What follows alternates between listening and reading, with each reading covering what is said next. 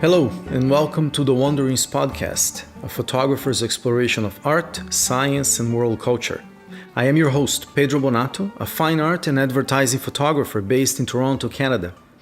In this show, I talk to artists, designers, scientists, filmmakers, authors, entrepreneurs, people who are creating inspiring work in a variety of fields. I have been working as a professional photographer and as a musician for a few years, and I'm often inspired by history, science, mythology, and popular culture in the photographs that I create. In this podcast, I try to go a little bit deeper in the stories that inspire me, and I hope will inspire you too. On today's episode, we go on a musical journey across many centuries and many lands, from the French-Canadian province of Quebec all the way to India, with stops in Spain, Morocco, Turkey, and the Balkans.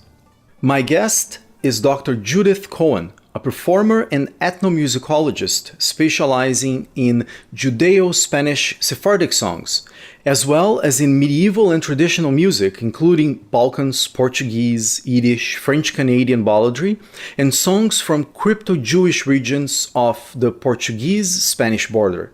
We talked about the field of ethnomusicology, an area of study dealing with the relationships between people and music, and specifically about her work with Jewish Sephardic music that spread around the world. Judith talked about her first adventures in Europe as a 20-year-old, going from Spain to Turkey and back to Canada, and how that trip started her lifelong love for travel, music, and the people she encountered along the way. We also talked about the artificial divide between the so-called East and West, a subject that is very near and dear to my heart. About a year ago, I started a music and dance group called the Blue Dot Ensemble, where we explore and mix traditions from all over the planet, and Judith's work was certainly an inspiration for that project. Judith is funny, knowledgeable, and I hope you'll enjoy this fascinating talk about how music travels and refuses to respect borders, showing the common humanity shared by peoples from all lands. So, here's my conversation with Dr. Judith Cohen. Judith, welcome to the Wanderings podcast. Hello, good to be here. Thank you for having me at your home, right? That is surrounded by instruments from, I guess, all over the world, or at least a good part of it, and books and manuscripts and all sorts of interesting things. In the podcast, I interview people from all sorts of areas. Your area is ethnomusicology. So can you talk a little bit about what ethnomusicology is? Well, actually, ethnomusicologists talk all the time about what ethnomusicology is, and I'm not sure that we have found a consensus. We argue a lot, academics argue anyway. And so I think the general idea is that the ethnos is not ethnic, but ethnos as in people. So it's people and musicology together. So we try not to do the musicology without the people or the people without the musicology. The balance can be different. You can talk more about the people and social structures, for example, and the role that music plays in their lives. Or you can talk more about the actual music in terms of music analysis and how the people relate to that. Or you can balance it, and people typically, if they have a long career, have different focuses over the time that they're working. They might have a period where they're working more with the music analysis or more with the people, but by and large, we try and balance it out. Okay, cool. So you would say that in the field, there is a wide range of people. Some people would go more into the, historical aspects. Some people would go into even instrument construction. Would that be something? Sure, organology. Organology, okay. But the idea is that people are always part of it. And it can be people as in individual people, as in one society or one culture or related cultures and people. It doesn't really matter, but people have to be there. And that means it doesn't matter what kind of music you're studying, because it isn't music as the object.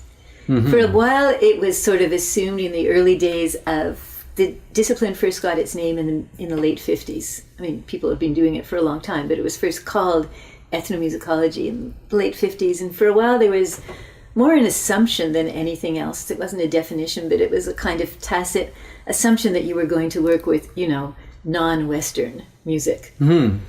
And I remember once a long time ago, I think I didn't even maybe know the word ethnomusicology. I was sitting in a class on a class in Montreal at Concordia maybe, and I said something about Bulgarian music. And the instructor said, "Oh, but that's Western. Bulgaria's in the West. We're not going to talk about that." Now, that was a really long time ago. And someone else said, "Oh, you folk singers," because, I grew up as a folk singer in the folk revival in Montreal. We ethnomusicologists don't want anything to do with that. But that's gone. That's really not the case. You can do the ethnomusicology of discotheques and the underground. And ethnomusicology and popular music studies work hand in hand. These days very fruitfully. You can do historical ethnomusicology, applied ethnomusicology, which can be anything from, say, music therapy to how music is approached in instruments in museums or public programs, this kind of thing. So it's really very, very wide-ranging, but the key is that it's music and people together. Okay, cool. That's very interesting. At least to me, the first thing that comes to mind is this conversation about the terminology of being like, oh, is this Western? Is this something that we talked a little bit before when I got in? Is this Western? Is this Eastern? Like this, trying to divide into very well-defined groups and trying to say, oh, this is from this place, this is from that place. As a researcher, having seen music from studied a bunch from a bunch of different places, how do you see this interaction of like East and West? I know it's a big conversation, but like just as a general thought about. Well, you know that I treat it skeptically from our many informal conversations ever since I met you a couple of years ago. Yeah. So you know that already. But, as I said, I grew up on one hand in the folk revival. So we were singing mostly songs in English, but it was about things we hadn't done. It was about the American civil rights movement. And we were living in Canada. So it was close, and we knew about it, and we knew some people who had actually, been on the lines and been part of the demonstrations, but we didn't live that directly, but we were singing about it. On the other hand, I was also primarily English-speaking in a primarily French-speaking province. So when I learned French Canadian songs as a kid, it was, of the other, as we used to say in the 90s, 80s and 90s, but it was ours as well.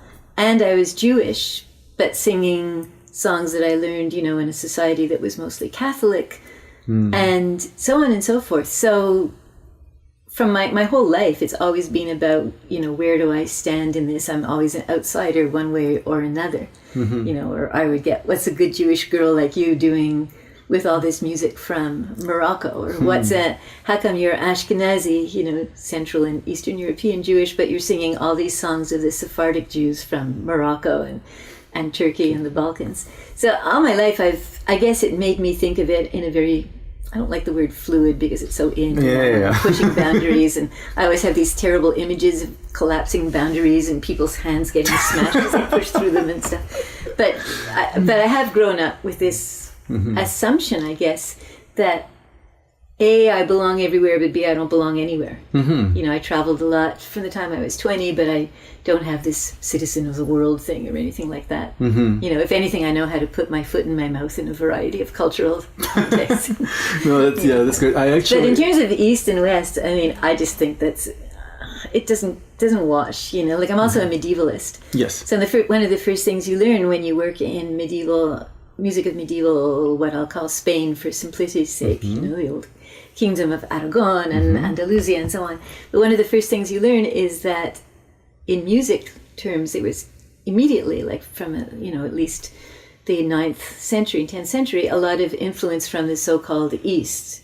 But some of the East wasn't even the East. Morocco, today's Morocco is south of Spain. And Spain is the West in terms of Europe. It's the westernmost part of Europe. But right away you had musicians like the fabled Ziryab, coming and changing the entire music scene in Cordoba, and you had Christian girls captured and brought up as Muslim slave girls, but slave in the sense of very high level music and dance knowledge and teaching, and they would even teach the sons of the local caliphs and so on.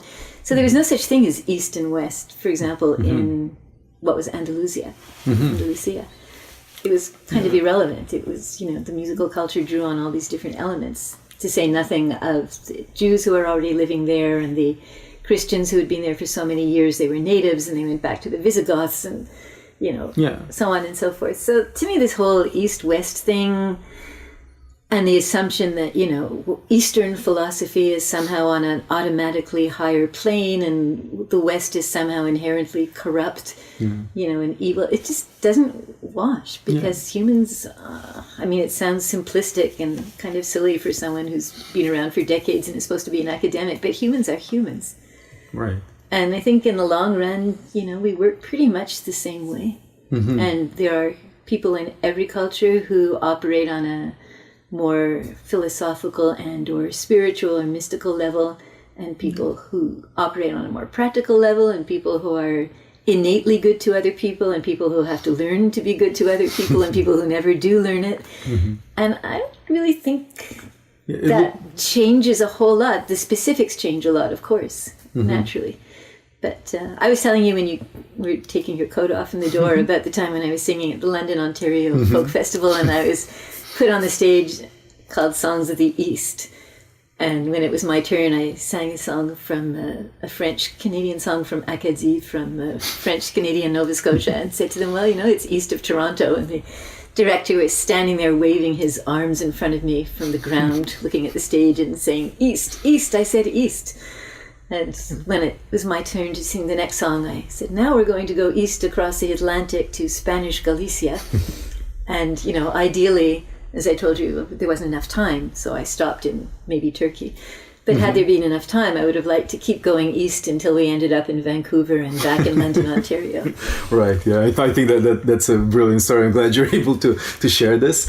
In my work, I'm more fascinated with the music of the Middle East. But I remember now that we got into playing Turkish music and the Persian music, from a lot of friends of mine, they're musicians, for example, from Turkey, they don't consider themselves Middle Eastern. To them, Turkey is different. It's Anatolia. It's a different place. And Iran is different too. It's Central Asia. Yeah. And then even there are certain songs that appear in many different traditions because the melodies traveled, and then people do their own versions of the songs. And then over time they decide, no, this is my song. No, this is my song. Well, in fact, one of the first songs I did that way was the well-known song in Turkish, Üsküdar'a Giderim. Yes. And I have it actually on a CD that I did a long time ago. In fact, 2 CDs, I think. One that I did here in Canada and one in Spain, where I sang versions from, Turkey, obviously, and from Greece, and a couple of Sephardic versions and a Bosnian version and so on.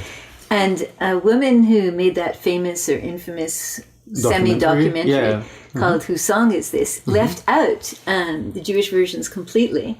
Oh, and she left out a couple of others as well. And I remember thinking, whose song is this? But at least, mention some of the people who thought it was their song over the years. Oh, interesting. I didn't know. There are Arabic versions, there are Hebrew versions, it really traveled as a tune.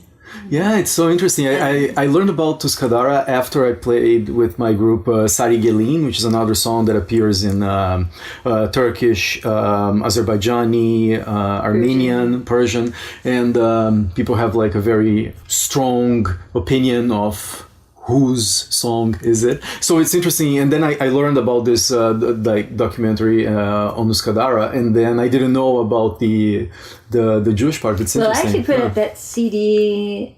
I think I put out one with my old. I think I did it 3 times. You know that? I did it once with my old Moroccan Sephardic Ensemble in Montreal. I think around 90. It was the early 90s in any case. And then I did one with Tamar when she was only 8 years old for Radio Canada with more versions. And then I did one on, I think the first CD I did on my own in Spain. But, back in the late 80s, early 90s, I was working with all these versions of Üsküdar'a. Right. And it never even occurred to me that it was, going to be made into this documentary later on. That that this other woman was going to work on it, and it would become a cause célèbre, as it were. But who else uses it is Jordi Savall. Used it in that. What did he call that program?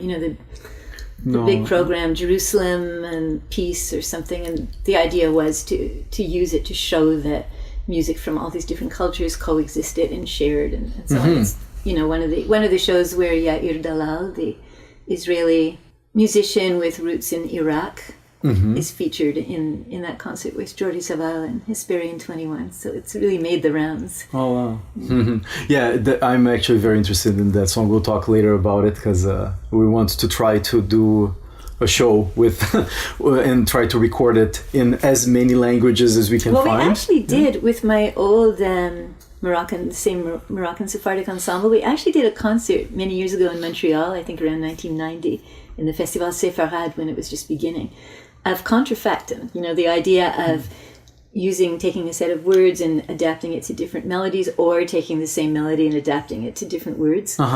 And we did a whole concert based on that. It was very interesting. It was kind of like singing a research paper, which I actually do a lot. And like when I do concerts, I often have the impression that I'm singing my research. That's amazing. Yeah. But yeah, we did a whole concert that way. One of them, and we ended up with with a very sacred, but sort of paraliturgical. Like it's sung at the entrance of the Jewish Sabbath on Friday nights, and it's a song to welcome the Sabbath bride, the Chadodi.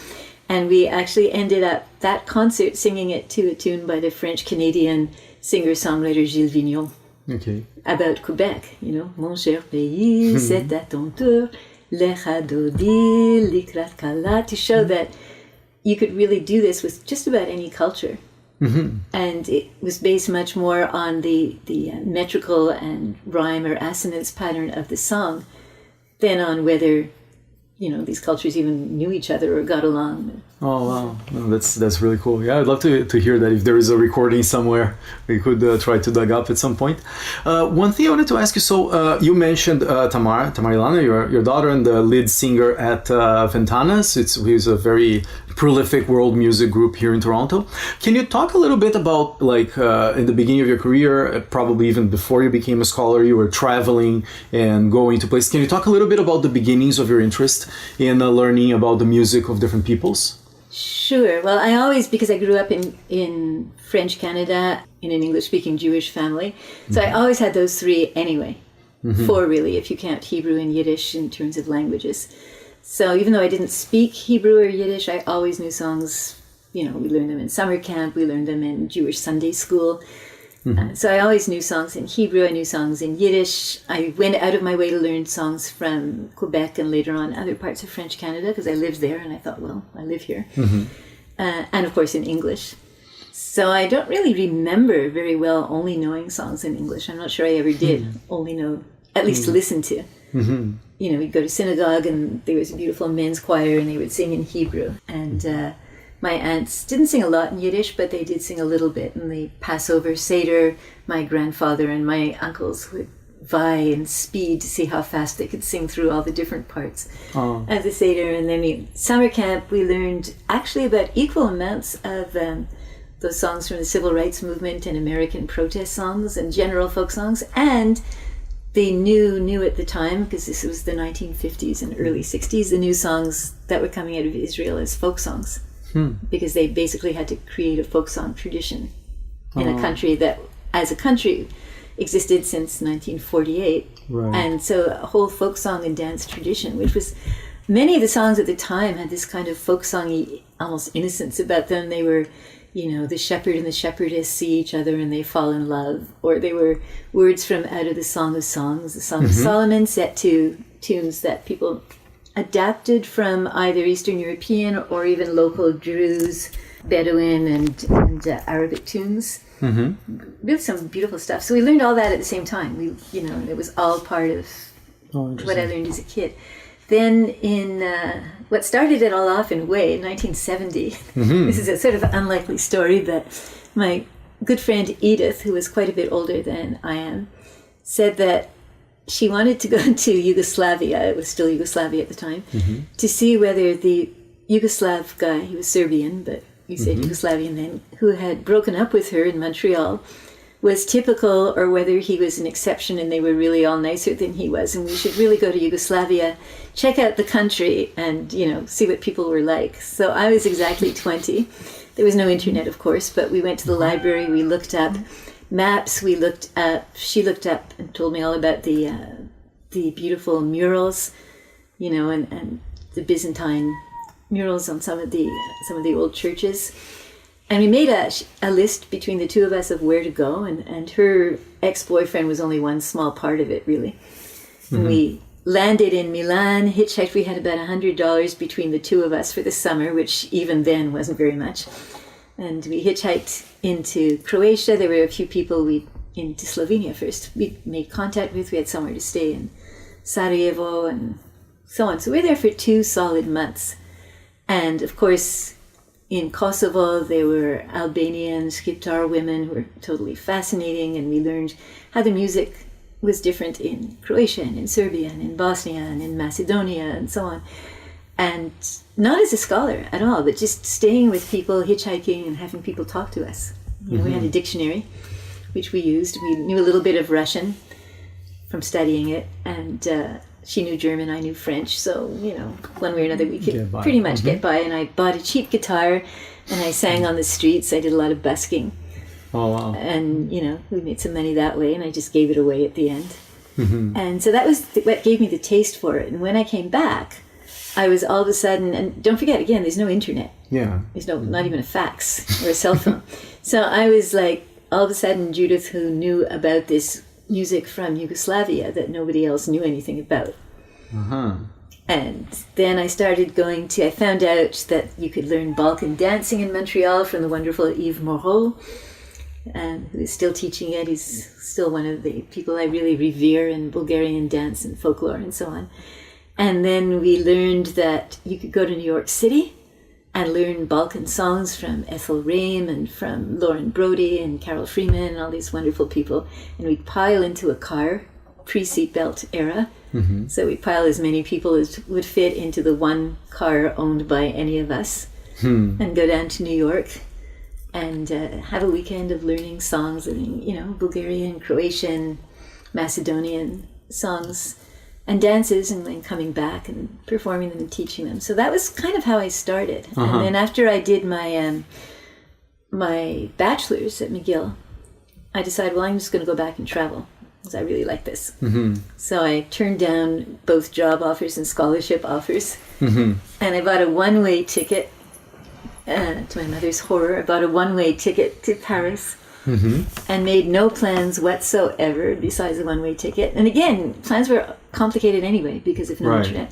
And I just left. And I ended up in Spain, where I wasn't going to go at all because it was a cliche and I didn't want to do cliches. Then it got cold in Europe, and I said, well, I can buy a winter coat and spend a lot of time and money looking for places to stay inside with heating, or I can go to Spain. Thinking incorrectly that it would always be warm everywhere in the winter, but you know, it's not. But I remember when I looked out the window, I had the dregs of a train pass, and before that expired and I started hitching again, looking out the window and seeing a castle for the first time and thinking in total astonishment, you mean there really are castles in Spain? And that was during the last Franco years.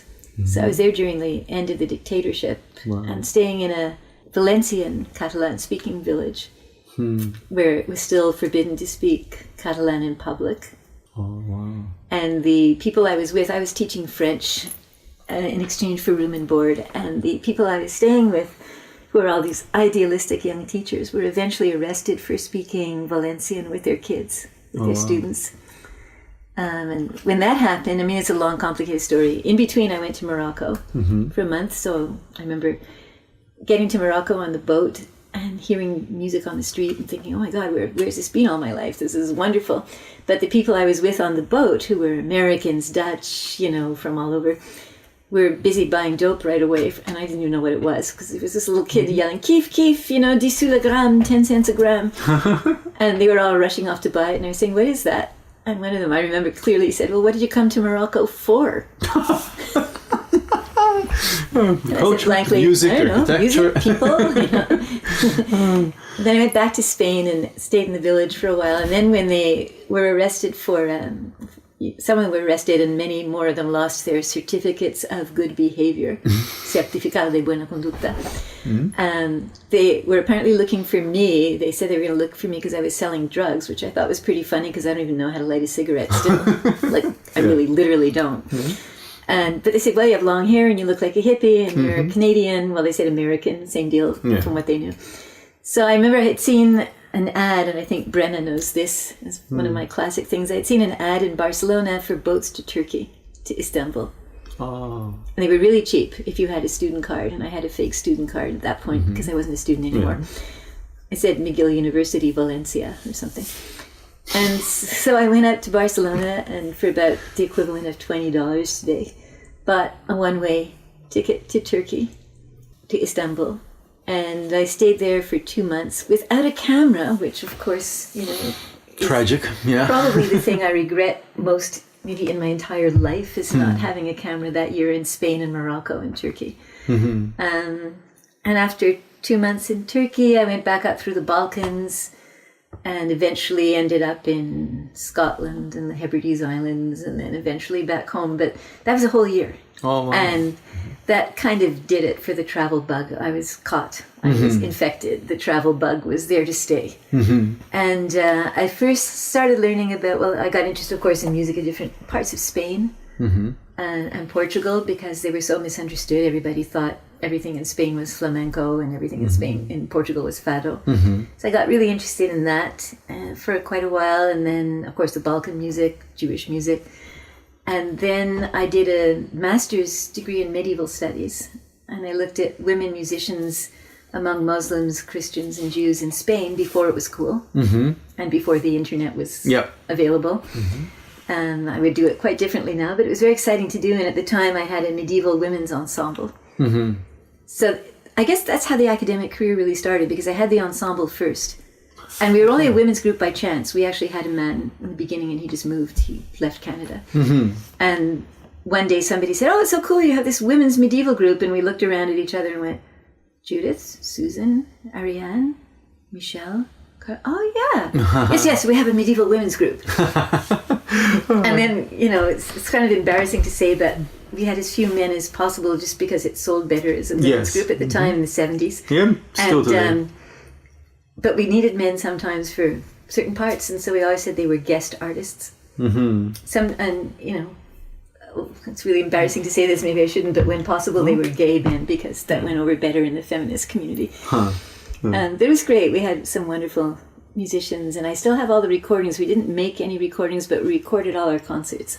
So when people started saying, "But did women really play this music in the Middle Ages?" First I said, unthinkingly, yes, of course. Why wouldn't they? And then I thought, okay, I'll do a master's. So that's when I did my master's in Sciences Médiévales at the Université de Montréal, and worked with a wonderful, wonderful old priest scholar who had set up the library, the medieval library, Père Giguère. We would sit there with stacks of dictionaries in Latin and Old Galaico-Portuguese and concordances and a microfiche machine and a few facsimile editions, and we'd go through, and he was my paleography teacher, my medieval paleography teacher, and we'd just go through stacks and stacks of things. And Elisabeth Schulze-Bussacker, who had done one PhD in medieval German and one in medieval French and Provençal, and classes, I mean, when I think back on this, classes had 3 people in them. And other professors would come and sit in on the classes out of sheer interest and to learn something. Those were the days. I can't even believe that was happening. Those were the late 70s. And then after I did that, I met the wonderful, legendary scholar of, I'm going to say medieval Spanish, but that's really just such a detail, of medieval everything and Sephardic folk literature and many other things, Samuel Armistead. And I met him just because I saw one of his books on the new shelf at the McGill Library. And I took it home and I read it, and it was about early 20th century Sephardic practice in Salonika, Thessaloniki. And I wrote him a fan letter, as in, "Dear Professor Armistead, I think your book is really brilliant and I'd like to meet you. And I'm doing a master's in, or this, and this." And he wrote back and said, "Well, have you read this, and this for your master's? You really should read this, that, and that. And if you can't get this, I'll make sure you get photocopies." And I thought, who is this? And I said, "Do you need someone else on your committee? I'm happy to be the extra person on your committee. Don't worry if they don't have a budget. It's very interesting what you're doing." Oh, cool. Then I learned, later on that he was like this for everyone, and every single person you talk to talks about how he helped them and how he helped them get through this degree, that degree. And then I eventually met him, and he said, "Well, when you finish your master's, you really should switch to a degree that allows you to work in Sephardic music because it needs you." Oh, that's cool. So if it's ethnomusicology or it's anything like that. And then I found out that someone in Montreal, that Oroana Orelibrovich, was looking for people to join a Sephardic group she was setting up, the one that became Gerinaldo, that at the time Tamar wasn't even thought of yet. But then she sang with it when she was 4 and 5 in its last active years. And then 20 years later, when we sang again for a few years, just now, 2014, 15, she sang again with us as an adult. Cool. So it was kind of cool. Can you define, just because possibly some people won't be that much into know exactly those terms, can you define like Sephardic music? Like from what I know, it's like music from Spain, but it's from a Jewish background. Is that correct? How would you define it? Yeah, it's pretty tricky because it means two things. It means, as you say, from loosely speaking Spain, but it also means incorrectly and inaccurately, but popularly, almost anything that's not Ashkenazi Jewish. Oh, okay. And a lot of things in between. So Sepharad, we don't know where it originally referred to. It shows up in the Old Testament as a place name. Like it says, and those Jews that are in Sepharad. We don't really know where it was. It might have been Sardis, but it was somewhere in the putative in the so-called Middle East, But at least for a very long time, for close to 2,000 years, it's been used popularly to refer to at least part of the Iberian Peninsula. Okay. Not necessarily all of it. Of course. Like first the part that we think of as Andalusia now and so on. So eventually it came to refer to basically all of what today is Spain and Portugal. So when the Jews were expelled first from, actually 3 times, which a lot of people don't realize. The big expulsion in 1492. 1492, yeah. Which is the main one. But then 5 years later from Portugal. So many of the Jews who had taken refuge in Portugal were then expelled from Portugal. And not until 1498 from the Kingdom of Navarra in the north, in the northeast of Spain. So actually they were legally Jews in the Iberian Peninsula till the end of 1498, which most people don't realize. But after 1498, that was it. They couldn't be there legally as Jews. They could. Many of them were hidden Jews or crypto Jews, and they're the ones that I've been working with in Portugal since the mid-1990s. But the ones who left became, later on, they weren't even known as Sephardic right away, but they became known as Sephardic Jews because they were distinguished in this way from, on the one hand, the Jews of Ashkenaz, which is commonly, basically, Western Europe, Eastern Europe, Yiddish speaking, where my family was from. Well, they were actually from Northern Europe, from the Baltics, but same idea. But also the other group is Mizrahim from the East. There you go, you're East and West again. But this means the Jews, for example, who never left the country that is now Iraq, who never left Mesopotamia, who never left Babylonia, who stayed there. The Jews of Iran, the Jews of all these countries of Egypt, Italy has a whole collection of Jews that have been there since about 2,000 years also, since before the division between Ashkenazim and Sephardim. That's the im is the Hebrew plural. So one person who is Sephardic as a noun, 2 or 3 or 4 Sephardim. Okay. And it's often incorrectly used to sort of mean anybody from any of these places. So you might incorrectly say that Jewish culture from Baghdad is Sephardic. Oh, I see. But then it gets double complicated because when you talk about India, for example, when you talk about Mumbai, there is a long-standing Jewish community there from, again, I'm using 2000 loosely. Yes. It's now more like 2,150 or something, but 2,000-ish years. But then after the expulsion from Spain and Portugal, several Sephardic Jews did arrive in Mumbai and also in the south and pretty much assimilated. It's been a long time since they've spoken anything related to Spanish or Portuguese. But there was that Sephardic component that entered at some point. So it's a very nebulous kind of term. So the ones that it's easiest to identify as really coming from this Sepharad, Spain and Portugal, late 15th century culture, and a little bit later as hidden Jews, as Marranos, but regaining their identity as Jews when they arrived in Thessaloniki or Amsterdam or wherever, are the ones in today's Turkey, and loosely speaking the Balkans, and today's Morocco, northern Morocco, not southern Morocco really.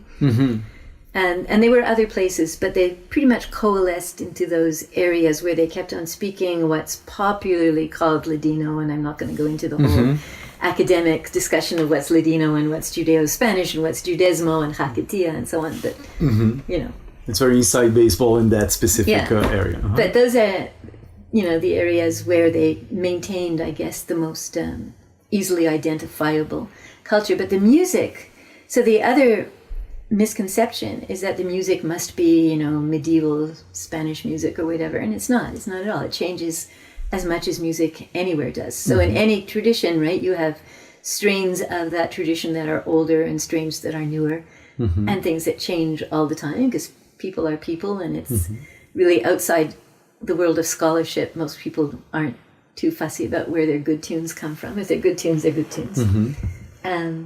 So you have two kind of strands of Sephardic songs. You don't really have Sephardic music in the sense of instrumental music like klezmer. You can play anything you like on any instrument. It's not an issue. And you can be Sephardic, or you can play a Sephardic song on an instrument without singing it. It's not a problem. But there's not a specific instrumental repertoire. Okay.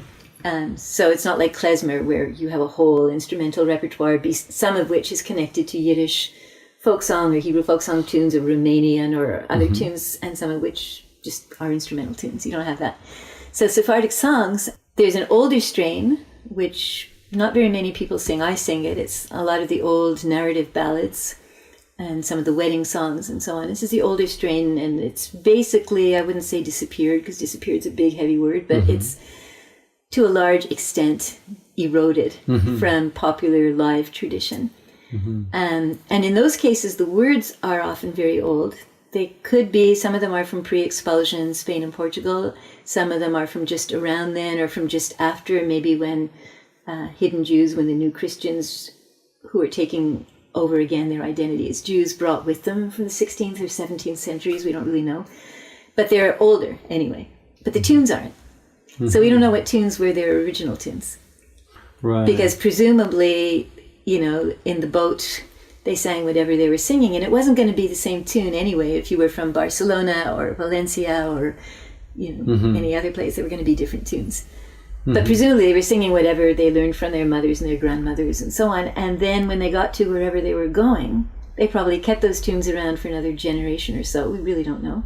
And then someone said, it actually works really well with this tune. It works really, really, really well with that tune. And actually, I just heard this Turkish guy or this Turkish woman sing a song that sort of had a story that was a little bit like that, but it was different, and it went like this, and it, had this tune.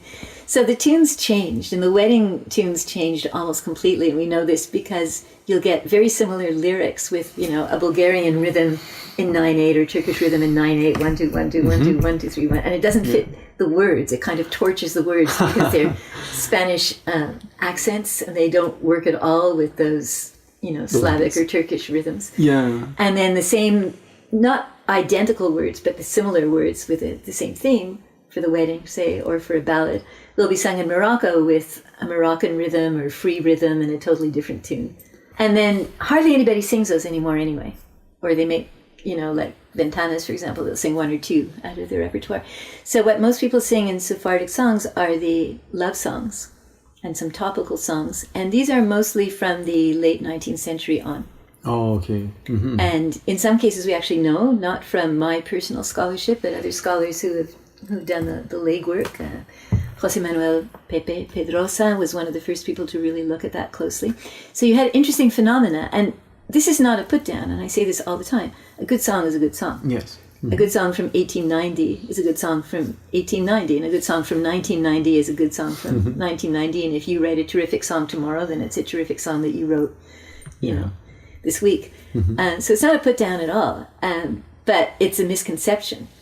So what you had very often in, say, the 1890s in Istanbul, which was a very cosmopolitan city, first of all, the upper social economic class knew French. You didn't know French, you were nobody. So anything that came in from France was really cool. And then they also had touring artists from Spain at the time. And in France, particularly, and also in Spain, and among the Spanish people in northern Morocco, because northern Morocco was under the Spanish protectorate for the first half, basically the first half of the 20th century. Basically 1912, I think, to around 1960. So a lot of stuff came in that way too. So you had Argentinian tango. You had Maurice Chevalier. You had, popular French tunes, popular Spanish artists. And they traveled. They went on tour. And the Jews of especially Constantinople and Salonika, who were very, very cosmopolitan, went to these concerts and they learned the songs. They heard them, and there's one wonderful letter from the 1890s which describes a Jewish man from, I can't remember, I think it was Istanbul, Constantinople, saying to another friend of his or his cousin, "Oh, the Spanish singer came and she was wonderful. We're going to go again. We're going to bring our mothers this time because they're so excited that they can understand the Spanish so they can listen to the songs and learn them." So there's a whole repertoire that is from this exciting new 1890s, 1900s, 1910s, these exciting new songs, And the recording industry starts in Istanbul very, very early, like 1906, I believe. Oh, wow. So right away, you can start listening to recordings of all these people. And it was a status symbol too. Like if you counted, you had X number of records from French artists, from Spanish artists, and they started recording local Sephardic artists very, very early on. Men mostly, more than women. And they were always actually men who were cantors in the synagogue, so very highly trained in synagogue music, but also in Turkish music. Oh, interesting. In Ottoman singing. In fact, the Israeli musicologist Edwin Sarusi, who just actually won the Israel Prize for his contributions. He calls it Ottoman Hebrew music. And it's because it's all vocal, but it uses instrumental versions of Ottoman music, in the synagogue. Oh, so that's fantastic. Yeah, so there was a lot of, of musical trading going on, and some of it was, as I said, I had women who were born in 1915, 16, and who would say to me, "Oh yes, we had X number of records at home, and if we didn't have a record by so and so, we could go over to Sarah's house, and her father would have a record, and we'd sit and listen to it." So and then the radio came in, a little bit later, and nobody had any issues about learning music from popular singers, from recordings when they were available, from wherever. Good music around, you learn good music, just like today. If they had the internet and MP3s, I'm sure it would have developed quite differently.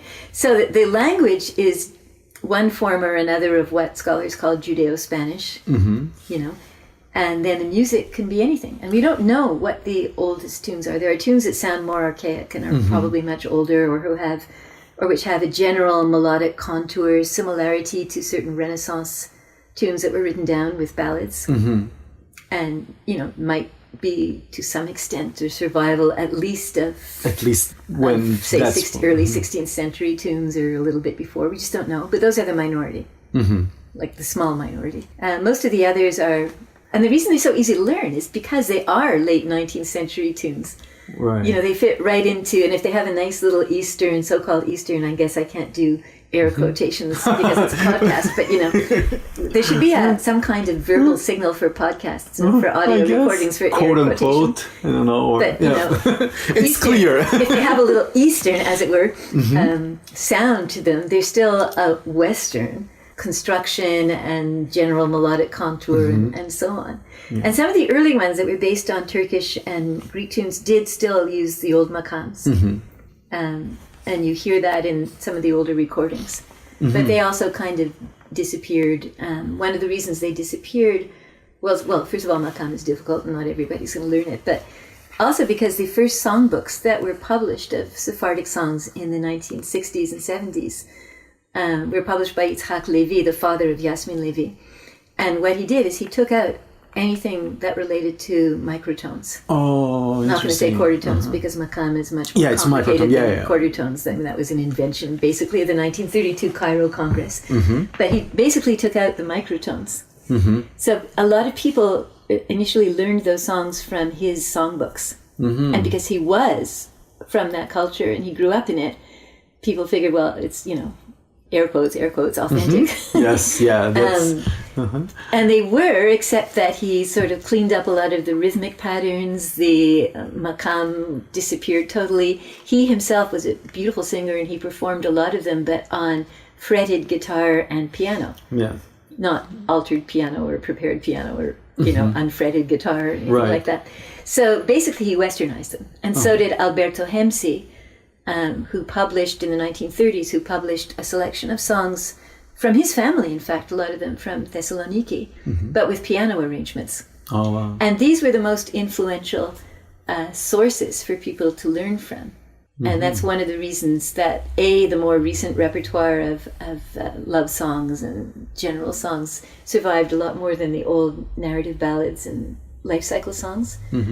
It's a complicated story. But it's... And also the context for the old ballads. And when I say ballad, I'm saying narrative ballad, not to confuse it with the popular term ballad. I mean, a song that tells a story. You know, the king got up and went to see the queen, and so cut so-and-so's head off. And, you know, ballads. Like narrative ballads. The ones that in English are referred to as child ballads, catalogued by Francis James Child, not for children. I mean, not specifically for children. Right, so the context of the ballad was very often either, you know, domestic work, you were taking care of your baby, or you were getting supper ready, or sewing something that was finicky. And very often you were sitting with other women and they would exchange a ballad, you would sing one, they would say, oh, I heard it sung a little bit differently from my daughter-in-law's aunt, or that reminds me of when I haven't, you know, and they would pass a whole evening or an afternoon that way. And the wedding songs, the wedding wasn't just a day.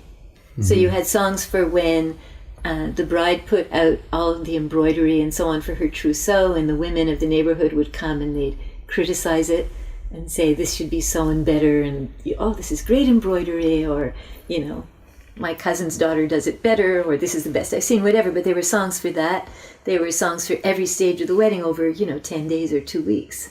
Not just, okay, you've come down the aisle and we've played the march on the piano and, we'll have the reception with the band and the DJ soon. So all these occasions, all these musical occasions, we call them in ethnomusicology. That is a classic term, musical occasion. All these musical occasions, many of them have disappeared.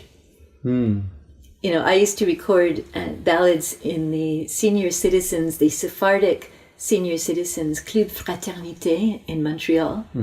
And they would be singing while they played bingo. So you get these really funny things where they'd be singing a song, like they go, En la ciudad de Toledo, en la ciudad de B79, Granada, C19, j'ai gagné, and they would go on like this. And as in one recording, it's hilarious because as the bingo game gets more exciting, it speeds up. Here is my ethnomusicological observation. The tempo actually accelerated and the pitch rose. That's hilarious. But these are the kinds of things ethnomusicologists love, because they combine musical analysis with the human social context. So there's actually an illustration of what you asked me a while ago about ethnomusicology. That's great. That's fantastic. One more thing I wanted to ask you is, so your research today, I know you were focused on Sephardic music, and we talked extensively about that. And then what is your research and interest today? What's the, let's say, either not necessarily the next frontier of what you're going to do, but what is the thing that is either travel bug wise or in terms of scholarship, what is interesting you or intriguing you these days? Okay, well, travel bug is always there, so that's you invite me, I'll go kind of thing. If I could afford to just go anywhere, I'd dump everything and just travel, but I can't do that. I don't drop anything, so I still work in Sephardic music contexts, and also in what's happening today in Sephardic music and how it's changing, and new songs that are developing and what's Sephardic about them, for example. I never will stop, I hope, doing the work on music among the hidden Jews of Portugal. It's really close to my heart, and that's changing a lot too. They used to be really closed off even 23, 24 years ago when I first started working with them. And now the ones who were babies at the time are young adults, and they're all on Facebook. So it's changed completely, the whole idea of secrecy and, doing things in secret and not telling people what you're doing, and fooling ethnomusicologists, having spent several centuries fooling the Inquisition. That's changed completely because the circumstances are so different, but they still are who they are, and so I still work with them. I got sidetracked for a few years and I started working on the square drum, the Portuguese-Spanish square drum, and I published quite a few articles about that and the repertoire that goes with it. And then I also, as you probably know, I'm the consultant for the Alan Lomax Spanish recordings. So it was a year where I was the first Alan Lomax Fellow at the Library of Congress, and then editing his field diary, but interspersing it with my own experiences following up his recordings. Oh, cool. All right. And I'm still doing that, and also trying to find a publisher for it. And so all that is still happening all the time. And lately I've been, first on the one hand, looking at the whole ICH, Intangible Cultural Heritage issue from UNESCO, and how it affects certain practices in areas that I know best, which are in Spain and Portugal. So things like the medieval Christmas Eve Song of the Sibyl, Prophecy of the Sibyl in Mallorca, and how that's changed since it was declared Intangible Cultural Heritage, for example. Things like that. And on the other hand, comparing Yiddish and Sephardic ballads, narrative ballads, and seeing what they have in common, not so much from the music standpoint as from the what's important in terms of themes, you know, content. So all these things I'm kind of doing together, but also, you know, teaching part-time at York and trying to cobble a living together. Oh, that's cool. One thing that I think we should mention, because it's very interesting that you just mentioned that of people fooling ethnomusicologists, and I think that relates a little bit to this possibly naive or romantic quest for quote unquote, in air quotes, authentic, that sometimes people go into certain places and they think that they are this impartial observer, when it's like, no, I know you're here, I know you're possibly from a land with means. So can you talk a little bit about that? Because I think that's a very interesting thing. People have, it's a very tricky thing, right? Because ethnomusicology is based a tremendous amount on ethics, and really sincerely, like ethics, because we believe in ethics. And some of it's really, really easy. Like, you don't take an artifact away from people, or if you know, or you don't record anybody without their knowledge and their permission. You don't hide a recording device, even when it's tempting, under your sleeve, and, you know, go home and say, haha, I recorded them when they didn't want to. And so that kind of stuff is easy. But there are other areas like this one where, you know, what do you say about people that you know have deliberately deceived you for whatever reason? You know, it's a really tricky topic. But the Sephardim, in that sense, were pretty easy to work with, because over the many years I've worked with them, the vast majority are cooperative, just because, you know, they're okay people and they're fine with that. And either they say, I'd love to help you, but I really don't know any songs, or I'd love to help you, but I've had bronchitis and I can't sing, but my friend so-and-so, here's her phone number, let's call her up now. Or they just say, I'm not interested, which is rare, but they might. So that's easy. But the hidden Jews, I mean, their entire survival for the past several hundred years has been, well, it isn't anymore, but it was for hundreds of years, based on telling untruths and prevarications and half-truths or outright lies, but as a survival strategy, like physical life survival. And it's not so much anymore, because this is this generation and it's the internet generation, but even when I first started working with them in the 90s, and Tamar will remember this, she was a little girl at the time, but I'm sure she'll remember, I kept saying, I mean, I'm not sure about what so-and-so said. Well, let's go back next year and ask. Like, people kept saying to me, why do you go back to the same people over and over again? Partly because I liked them, and some of them became close friends, and I didn't want them to think, because it wasn't true, I didn't want them to think that I only went to them as sources for my academic work. But also partly because bit by bit they trusted me more, and I could rely more on what they were saying. But I also couldn't publish all of it. Not because it was so secret or so delicate, but because they just didn't want it. I see. So it's a tricky topic. But then you also get much clearer situations where people are very, very aware of what's folkloric and what, you know, goes over very well as folkloric, and so they exaggerate it and they present it in a different way, or they even deliberately, you know, hype up their folk costumes or their dances. And in Spain, this was done a lot in during the Franco years, the Franco decades, by what was called the Sección Femenina, the women's brigade, basically. So they did some great stuff. They went around and they did a lot of good stuff with relation to hygiene, for example, and medical, like nursing knowledge and education and so on, like really great stuff. But they also messed around a lot with local folklore. So they would go into a village and say, well, their costumes here really aren't very interesting. Let's borrow some elements from this other area and add them, or their dance isn't very interesting. Let's make the choreography a little bit more interesting, and the music too, and they'd sort of move things around a bit. So it's really in many ways what's happening often today is a continuation of that folklorization attitude. And it's not always, the sort of big bad us doing it to them. I think we have to give people more credit than that. People are not so passive. We can't go and do things at people as easily as we seem to give our wicked selves credit for, that's great. And that's it's very interesting. I didn't know specifically about all the mixing that happened with Sephardic music, specifically in Turkey. Oh, but what it isn't, I should say, is there's also a popular misconception that flamenco and Sephardic music are both from the same, mystical medieval Spanish source, and people have come up with all kinds of stories. The I'm not going to say the Roma because they don't call themselves Roma. The Gitanos, or in Portuguese, the Ciganos. Helped the Sephardim escape over the border from Spain to Portugal, which they may have, or they may not have. They may have. But while so doing, they learned all the songs that the rabbis sang in improvised synagogues in the caves and so on. This is not likely. And this became flamenco.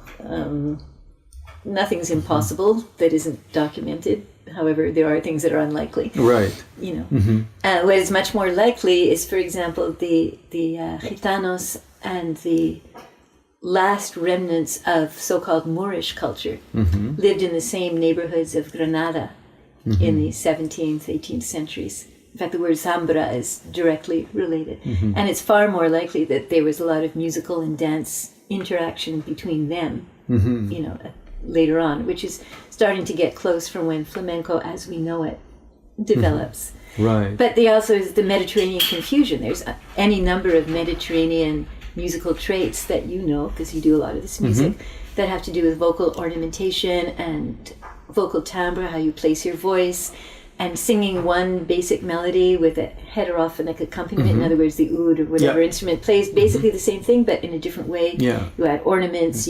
If it's a bowed instrument, you can have longer notes. If it's a plucked instrument, you repeat a lot of short notes. It's very complex, but it's not complex in that vertical harmonic style that has been part of Western art music, since the late Middle Ages. It's in a totally different style. And this is found in a lot of, I'm not going to say all, because you have Corsican harmony and so on, but it's found in a lot of Mediterranean cultures. So who's to say which came first, Did Jews, Muslims, Christians, did Berbers, Persians, Baghdadis, who had it first? I don't know. But it's a pretty widespread series of musical traits. So in that sense, yes, there are a lot of similarities between not only certain aspects of Sephardic music and flamenco, but as well certain aspects of Greek music and Ottoman music and Southern French singing or Southern Italian singing and Tunisian singing and so on. And, vete tú a saber, go figure, who came first. Yeah, and that's interesting, this quest for, I don't know, this elusive authenticity. That, at least to me, the thing that seems to be the only thing pure is the mix. Is that people actually mix things around and music travels, and if you try to freeze in time, or at least try to claim authorship of a specific thing, you have to invoke basically all the history of humanity, right? It's it's hard. Sometimes you do know. There are Sephardic songs, for example, that one can say, this is based on the French song popularized by so-and-so in 1905. Easy. But there's others that most of them that you can't. Yeah, that's great. And one last thing, just as we're talking, until very recently, music traveled at most at the speed of a horse, later at the speed of maybe at a boat, it was a bit faster, and then by cars, and now it's basically instantaneous, right? So how do you see the internet playing a role in the way that people anything you want to say about that? I say that to students and audiences all the time. You have to remember that when you traveled somewhere, it wasn't Ryanair. You had to stay places along the way. If you were going any further than the next village, you had to stay somewhere. And if you were taking a long trip, if it was the Crusades, when you were going on a crusade to Jerusalem, to rescue Jerusalem from the Saracens, the pagans, well, it was going to take you 6 months. And you were going to, if it was by land, you were going to stay in an awful lot of different places and hear a lot of languages and, eat a lot of different food and hear a lot of different music. And you were going to hear it more than one day because it took you a long time to travel through what is today X country, what today is Czech Republic or what today is Romania or Syria or whatever. It was, people absorbed music really, really differently. And it's also a mistake to think it didn't travel, it traveled more slowly, but it traveled. All the pilgrims who went on pilgrimage to holy sites of either Islam or Christianity, again, they came from far away, they walked or they rode, as you said, at the most a horse, or a very slow, reluctant donkey, but whatever. They arrived going through, bringing cultures with them and going through many different cultures. They just do it an awful lot faster today. And, on the one hand, you can learn a lot more, and people who take the time to learn a lot more, like, you and the musicians you're working with and many other wonderful musicians and dancers and artists. But on the other hand, if you're not the kind of person who does it, it's very, very superficial in a way that it almost couldn't be before because you just spent more time on it, whether you wanted to or not. Right. So, but I guess the older I get, the more I try not to make value judgments, so I'm not so sure I'm successful.